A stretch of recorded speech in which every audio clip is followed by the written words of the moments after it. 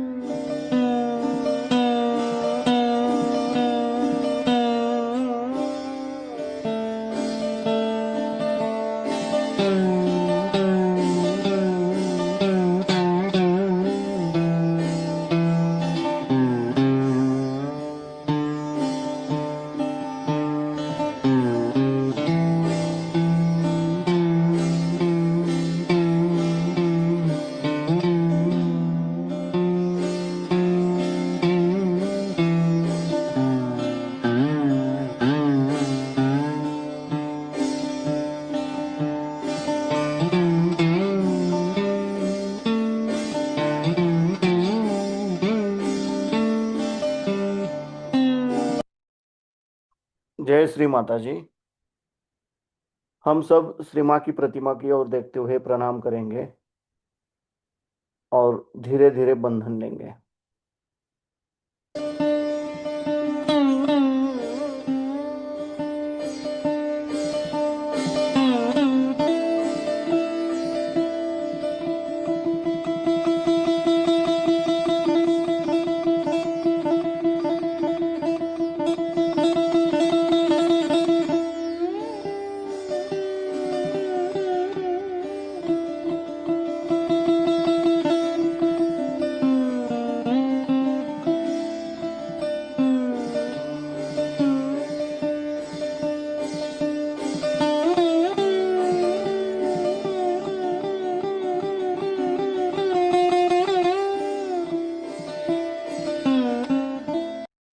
परम पूज्य श्री माता जी, आप ही साक्षात श्री आदिशक्ति हो।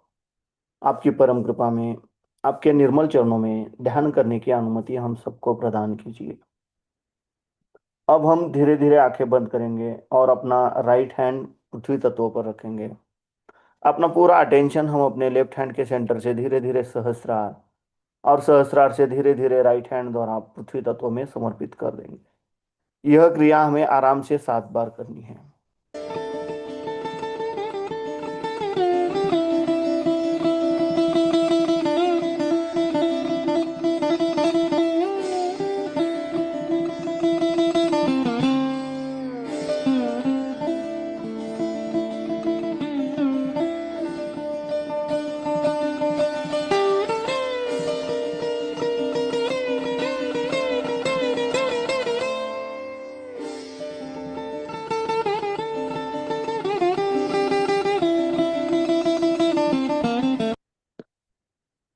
अब हम अपना राइट हैंड अपनी गोद में रखेंगे और लेफ्ट हैंड आकाश तत्व की ओर करेंगे।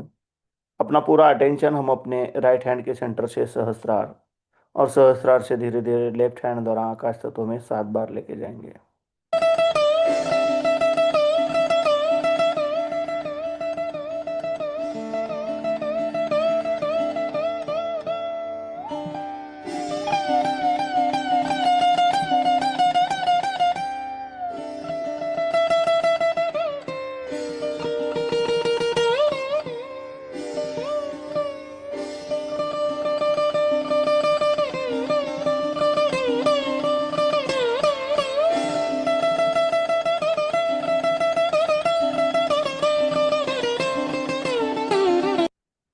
अब हम अपने दोनों हाथ अपनी गोद में रखेंगे और अपना पूरा अटेंशन हम अपने मध्य मूलाधार चक्र पर क्लॉकवाइज 7 बार रोटेट करेंगे।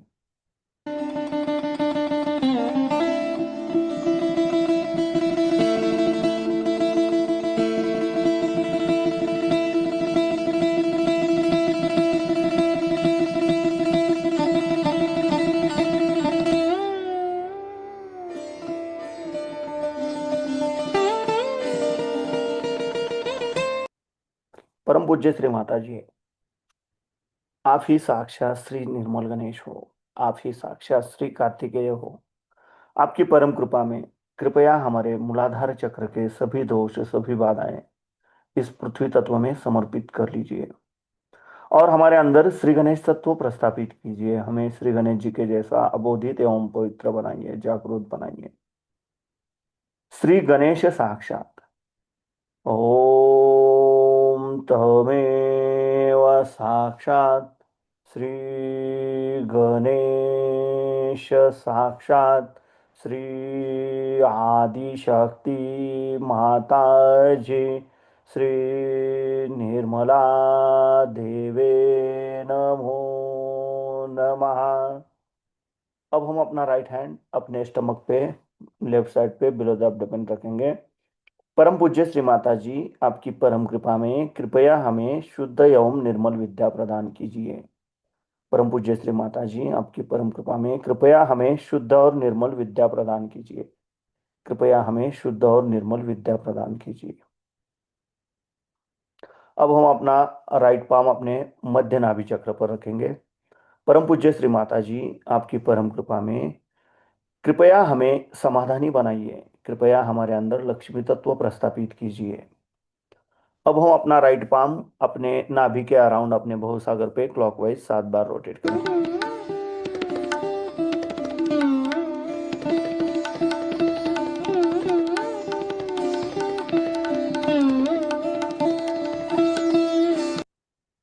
परम पूज्य श्री माता जी, आप ही साक्षात श्री आदि गुरु दत्तात्रेय हो।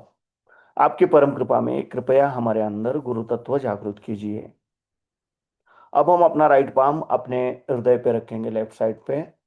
परम पूज्य श्री माता जी, आपकी परम कृपा में मैं केवल एक शुद्ध आत्मा हूँ। मैं मन नहीं, बुद्धि नहीं, शरीर नहीं, अहंकार नहीं। मैं केवल एक शुद्ध आत्मा हूँ। मैं केवल एक शुद्ध आत्मा हूँ। कृपया आप हमारे हृदय में विराजमान हो जाइए। अब हम अपना राइट पाम अपने लेफ्ट विशुद्धि चक्र पर रखेंगे। परम पूज्य श्री माता जी, आपकी परम कृपा में मैं निर्दोष हूँ। मैं निर्दोष हूँ। मैं निर्दोष हूँ। अब हम अपना राइट पाम अपने आज्ञा चक्र पर रखेंगे, अपना राइट हैंड। परम पूज्य श्री माता जी, आपकी परम कृपा में मैंने सबको क्षमा कर दिया है। मेरे मन में किसी के भी प्रति द्वेष भावना नहीं है। मैंने खुद को भी क्षमा कर दी है और सबको भी क्षमा कर दी है। कृपया हमें सदैव क्षमाशील बनाए रखिए। अब हम अपना राइट पाम अपने सहस्त्रार पे रखेंगे और धीरे धीरे क्लॉकवाइज 7 बार रोटेट करेंगे।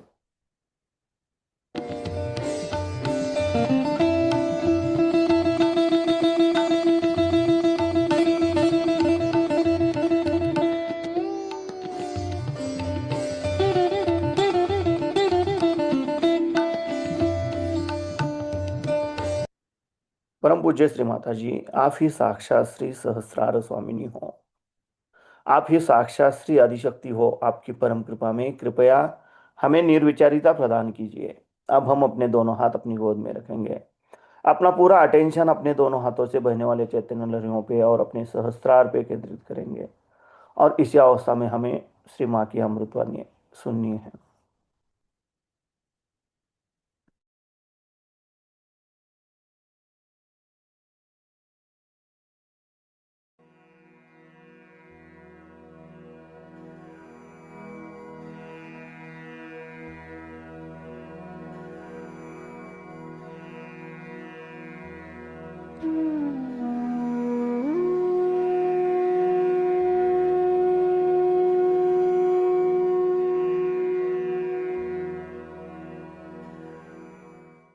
हमारे सबके परम पूज्य महाराज साहब तथा महारानी साहब, इन्होंने अपनी दृष्टि आत्म साक्षात्कार की ओर लगाई है। ये आप जयपुर वासियों का हो भाग्य है कि आपके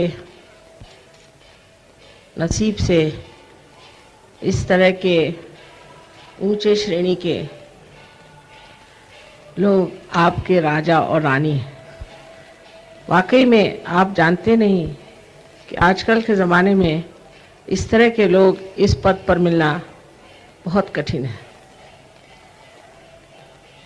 मैं आप सब सत्य को खोजने वाले साधकों को प्रणाम करती हूँ। आप सबको एक संदेश देना है कि सत्य जो है वो अपनी जगह जैसा है वैसा अनंत से बैठा हुआ, और सत्य क्या है इसे हमें जान लेना चाहिए। एक तो बात यह है कि हमारे बारे में सत्य यह है कि हम सब आत्मा स्वरूप है। ये शरीर, बुद्धि, संस्कार, अहंकार आदि सबसे परे हम आत्मा स्वरूप है। और दूसरा सत्य यह है कि ये सारे सृष्टि की चालना, इसका सारा जीवित कार्य तथा संसार की उत्क्रांति, ये सारा ही कार्य करने वाली जो शक्ति है वो परमपिता परमात्मा की इच्छा शक्ति है, जो चारों तरफ छाई हुई है, सूक्ष्म रूप से अपने कार्य को करती रहती है। और जिसको हम लोग अनुभव नहीं कर सकते। ये शक्ति सोचती है, विचारती है, पूरा कार्यक्रम बनाती है और व्यवस्थित रूप से सारे संसार को चला रही है। लेकिन हम लोग अपने अज्ञान में अभी तक इसे अनुभव में नहीं ला सके। लेकिन अब समय आ गया है कि हम इसे जान सकते हैं और अपने नसों पर, अपने उंगलियों पर इसे हम अनुभव कर सकते हैं। यह स्थिति आज आ गई है क्योंकि अब कलयुग खत्म होकर के कृतयुग शुरू हो गया। परम चैतन्य सुप्तावस्था में था एक तरह से, लेकिन कलयुग के बाद अब कृतयुग में आने से कार्यान्वित हो गया है और इसके कार्य के कारण ही आज हजारों लोग संसार में आत्म साक्षात्कार को प्राप्त हो रहे। फिर ये तो हमारे देश का धरोहर है। ये सब कुछ मैं आज बता रही हूँ ऐसी बात नहीं, हजारों वर्ष पूर्व भी मार्कंडेय स्वामी से लेकर के आज तक हजारों संत साधुओं ने सबने यही बताया कि कुंडलिनी का जागरण होने से ही मनुष्य उस स्थिति को प्राप्त होता है जहाँ उसका योग घटित होता है। योग होता है उसके चित्त का और उस सूक्ष्म सृष्टि का, उस सूक्ष्म शक्ति का। यही असल में योग है और इसे सहज ही होना चाहिए। गुरु नानक साहब ने कहा है सहज समाधि लाओ। सहज, सहज, सह माने आपके साथ, ज माने पैदा हो। तो इस योग का अधिकार आपका जन्म सिद्ध है। आपके हर एक के त्रिकोणाकार अस्थि में ये कुंडलिनी स्थित है।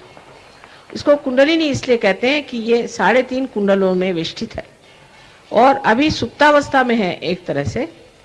लेकिन ये आपकी शुद्ध इच्छा है, बाकी जितनी भी इच्छा है अशुद्ध है, क्योंकि एक इच्छा पूर्ण होने पर भी हमें समाधान प्राप्त नहीं होता। हम अनेक समाधान ढूंढते हैं, उसके बाद सोचते हैं कि इससे समाधान हो जाएगा, वो भी नहीं होता। इसी एक योग से ही मनुष्य समाधान को, शांति को प्राप्त होता है। ये कुंडलिनी जब जागृत होती है तो ये 6 सूक्ष्म ऐसे हमारे अंदर बसे हुए चक्रों में से गुजरते हुए उनको प्लावित करती है पूरी तरह से, और उसकी वजह से हमारे अंदर के अनेक दोष नष्ट हो जाते हैं। सबसे पहले तो हमारे शारीरिक जो तकलीफें हैं वो दूर हो जाती। ऐसे ऐसे चमत्कार घटित हुए हैं कि हम ही खुद हैरान हैं कि इतने जोरों में इसका कार्य कैसे हो रहा है। कैंसर जैसी बीमारियां, जिन बीमारियों का कोई इलाज नहीं दुनिया में, पागलपन जैसी बीमारियां और अनेक तरह की बीमारियां जिनका कोई इलाज नहीं है, एकदम ठीक हो सकती हैं। अभी हम ऑस्ट्रेलिया गए थे। ऑस्ट्रेलिया में एड्स के 2 पेशेंट्स को 10 मिनट में आराम आ गया। ये सब उनकी ही शक्ति है। आपकी अपनी शक्ति जब जागृत होती है तब आप अपने ही शक्ति के कारण इसे प्राप्त करते। इसके बारे में अनेक लोगों ने लिखा है, कहा है, लेकिन आजकल के ज़माने में कुछ अंग्रेज़ या जर्मन लोग यहाँ आए और वो किस गलत तांत्रिकों के पास गए और उनसे सब गलत सलत बातें सीख करके उन्होंने इसके बहुत खिलाफ लिखा, इसके विरोध में बातें लिखी कि कुंडलिनी के जागरण से बड़ी तकलीफ होती है, ये होता है, वो होता है। लेकिन ऐसा तो किसी भी संतों ने लिखा नहीं। ये सिर्फ आजकल की नई चीज़ निकली है जिससे कि मनुष्य आत्म साक्षात्कार की ओर न जाए और न ही इसको प्राप्त करें। अब कुंडलिनी आपकी अपनी माँ है और ये आद्या शक्ति की प्रतिबिंब स्वरूप आपके अंदर बसी हुई आपकी माँ है, अपनी व्यक्तिगत अकेली माँ है और वो आपके बारे में सब कुछ जानती है। वो जानती है कि आपने कौन सी परेशानियाँ उठाई हैं, कौन से मार्ग से आप गए हैं, कौन सी आपके अंदर बाधाएं हैं, वो सब कुछ जानती है। जैसे टेप रिकॉर्डर होता है उस तरह से इसमें सब कुछ निहित है। जब वो जागृत होती है तब आजकल के ज़माने में तो कमाल है कि खट से जागृत हो जाती है, कुछ करना ही नहीं पड़ता। लेकिन दूसरे इसका लाभ ये है कि मनुष्य शांति को प्राप्त होता है। जो अपने अंदर शांति है, जो शांति का सागर है, उसमें डूबने लग जाता है, वो शांति को प्राप्त हो जाता है। जो विचारों का हर समय उसमें संघर्ष चलते रहता है, वो ठहर के वो निर्विचार समाधि में उतर जाता है। उसके हाथ में से ही ये शक्ति बहना शुरू हो जाती है और इसके कारण उसमें भी वो शक्ति आ जाती है जिससे ये दूसरों को भी जागरूक कर सकता है।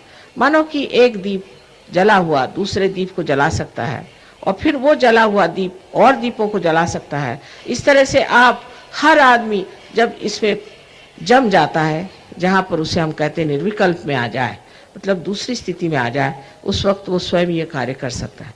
और इसीलिए ये कार्य शुरू हुआ बिल्कुल एक ही स्त्री की तरफ से। मैंने एक ही स्त्री पर पहले कार्य किया था, धीरे धीरे बढ़ते बढ़ते आज इतना प्रगल्भ हो गया, इतना बढ़ गया है कि मुझे स्वयं आश्चर्य होता है कि रशिया जैसे देशों में हजारों लोग पार हो गए और इतने गहरे बैठ गए हैं। उनको तो परमात्मा का नाम भी लेना मना था, उसी धर्म की बात करना भी मना था, गणेश जी का उनको ग भी नहीं मालूम था, आज वो गणेश की स्तुति गा रहे हैं।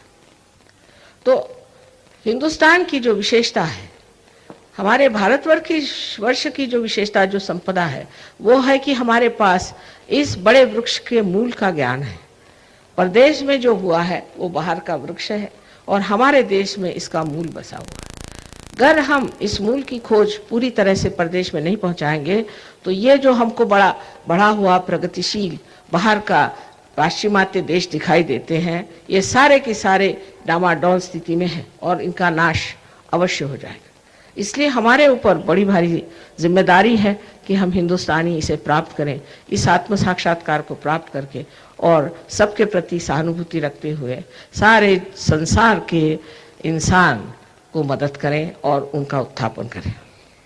कुंडलिनी जिन 6 चक्रों में से गुजरती है वो सब बड़े महत्वपूर्ण हैं और उनकी महत्ता ऐसी है कि जो पहला चक्र है, उस चक्र में मनुष्य जब बहुत सोचता है, विचारता है, काम करता है, तो उस वक्त इस चक्र में जो शक्ति उसे इस्तेमाल करता है और उसको इस्तेमाल करते वक्त वो ये नहीं देखता है कि उसमें संतुलन नहीं है। जब बहुत ज़्यादा विचारने लग जाता है तो पेट का जो मेद है वो बदल करके और अपने सर मस्तिष्क के लिए, ब्रेन के लिए ग्रे सेल्स बनाने लग जाता है।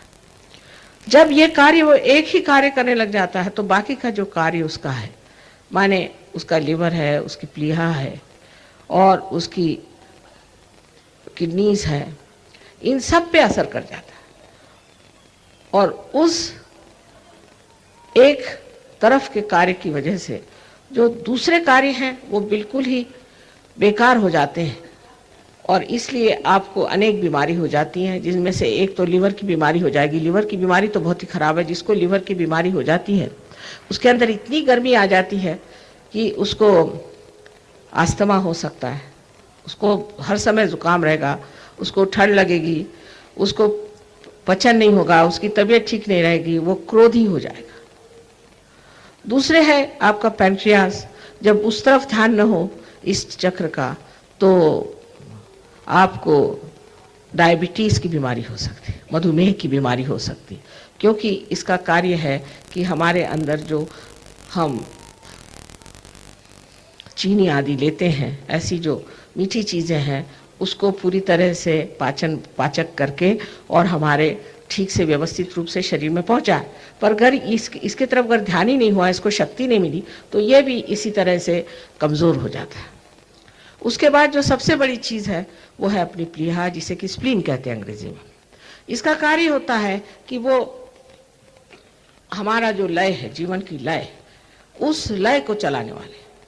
अब हमारा जीवन लय रहित है, सवेरे जल्दी उठते हैं, अखबार पढ़ते हैं तो एकदम दिमाग ठनक जाता है, उसके बाद फिर और कुछ हो जाता है। हर समय जीवन के प्रति एक तरह से बड़ी तेजी से दौड़ने की वजह से हमारे जो शरीर है उसमें पूरी समय धक्के लगते रहते हैं और ख़ास करके ये जो चक्र है, ये चक्र हम ज़्यादा विचारों की ओर अपना कार्य करते रहता है, तो अपनी प्लीहा जो है वो कमज़ोर होती जाती है और उसमें से जो रक्त पेशियाँ बनती हैं वो लय के साथ नहीं बनती, जैसे कि जिस वक्त कोई ज़रूरत होगी तब नहीं बनती, कभी भी बनने लग जाती। इस तरह से समझ लीजिए कि पागल हुआ ये एक हमारे अंदर ऑर्गन है और जब ऐसी हालत आ जाती है तो ब्लड कैंसर जैसी बीमारियां हो जाती हैं।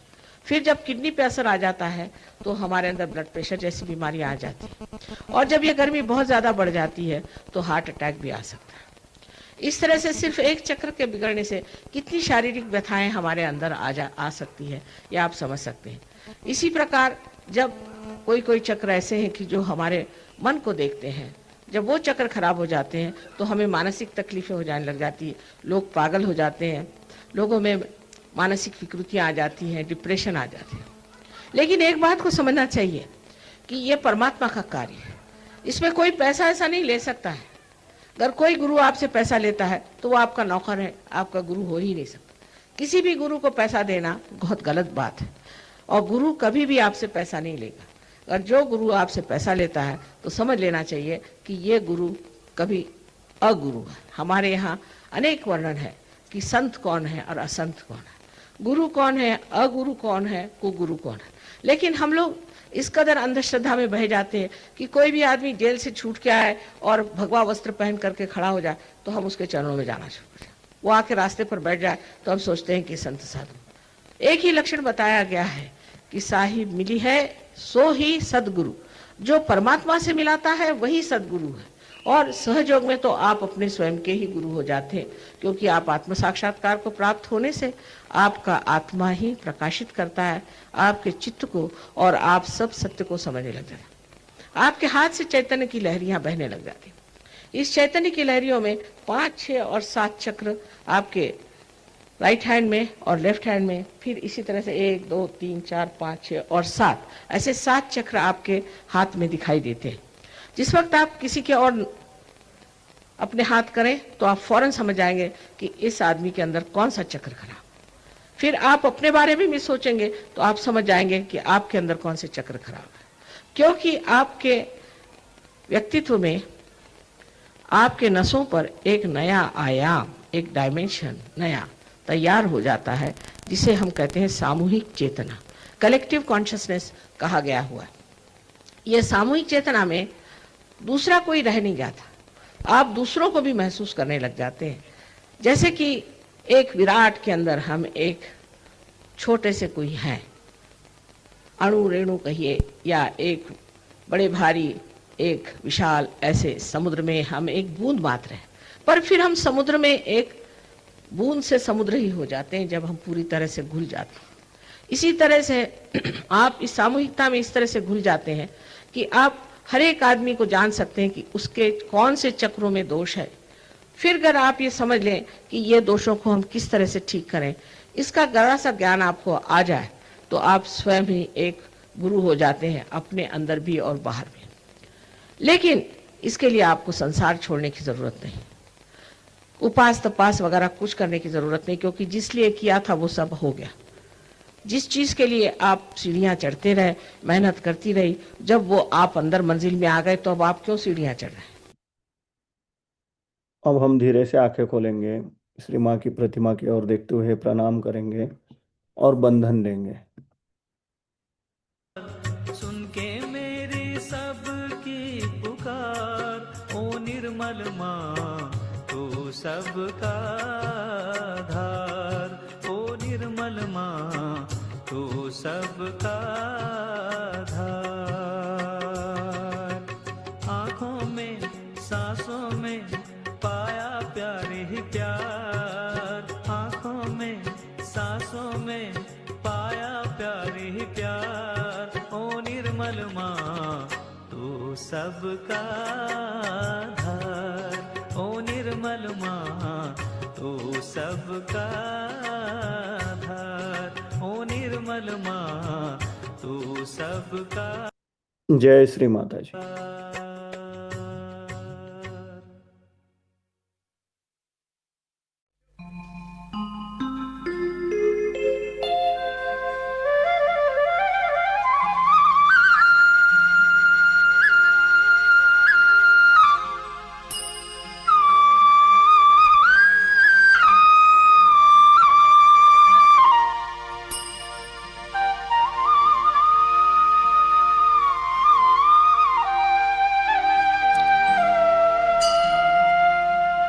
इतनी शक्ति हमें दे दो माता, मन का विश्वास कमजोर होना। इतनी शक्ति हमें दे दो माता, मन का विश्वास कमजोर होना। हम जिए सहज जीवन को हर पल, जान कर अब कोई भूल होना। इतनी शक्ति